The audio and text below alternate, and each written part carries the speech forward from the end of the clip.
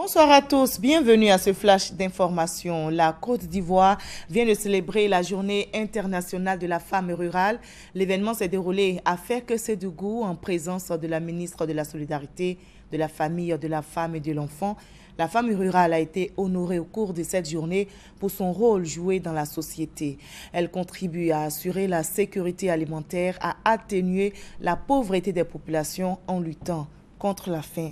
Nous en reparlerons ce soir. Direction à présent la région du Tiologo et c'est en bref la région qui vient d'abriter la 13e édition de la caravane des droits de l'homme. La caravane a sillonné plusieurs localités. Pendant près d'une semaine, les populations ont été sensibilisées aux notions des droits de l'homme. La délégation conduite par le ministre de la Justice a terminé son périple à Odiéné. Le Conseil d'orientation de l'agence UMOA, titre structure de la BCEAO, accompagne les pays membres dans leur politique d'endettement. Eh bien, pour cette année 2015, 4 000 milliards de francs CFA ont été mobilisés sur le marché régional et c'est ce qui est ressorti de la 4e session de l'agence UMOA, titre tenue cette semaine à Abidjan. L'agence UMOA, Union monétaire ouest-africaine titre, est une entité autonome au sein de la Banque centrale des États de l'Afrique de l'Ouest BCEAO. Créée en 2013, elle accompagne l'ensemble des 8 pays de l'Union sur toutes leurs opérations de levée de fonds à travers les marchés financiers à des coûts maîtrisés. Les chiffres de cet accompagnement en évolution constante sont encourageants.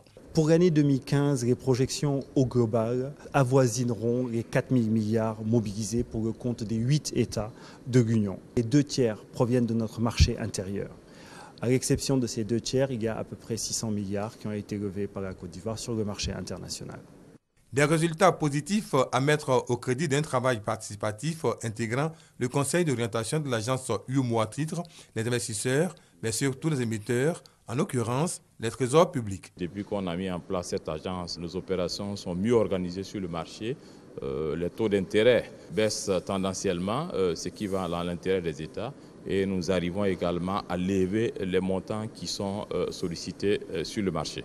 Toutefois, la construction du marché sous-régional, précise le gouverneur de la BCEAO et président du conseil d'orientation, s'accompagne de nombreux autres défis à relever.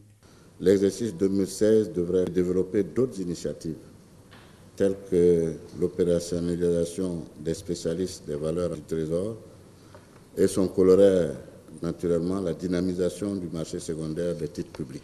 Les modalités d'opérationnalisation de ces spécialistes en valeur seront adossées à un manuel de procédure. Quant aux bonnes pratiques du marché financier, le calendrier est dorénavant prévisible pour les investisseurs. Une garantie forte pour la crédibilité et la stabilité des plans de financement des États membres.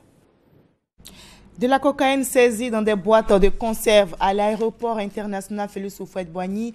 Il s'agit au total de 12 kg de cocaïne bien emballée dans des cartons, certainement pour tromper la vigilance des forces de l'ordre. Mais c'est sans compter avec les fins limiers qui ont mis la main sur ces cartons en provenance du Brésil via Johannesburg pour desservir le marché à Abidjan. Hors de la Côte d'Ivoire en Centrafrique, la tension reste forte à Bangui, la capitale, alors que le référendum sur le projet de réforme de la Constitution vient de se dérouler. Ce matin, des tirs ont éclaté entre partisans et opposants au référendum constitutionnel. Plusieurs votants ont été blessés. On déplore aussi 2 morts selon des témoins. En réponse, un important dispositif de la MINUSCA a été déployé pour sécuriser la zone et neutraliser les assaillants. En France, on vote aussi, il s'agit des élections régionales. Le taux de participation au second tour de ces élections régionales s'élève à 50,54%, en forte hausse par rapport à dimanche dernier et aux élections de 2010 qui s'élèvent donc à 43,47%. Plus de 44 millions de Français, je rappelle, ont été appelés aux urnes pour élire les exécutifs des 13 nouvelles régions de métropole.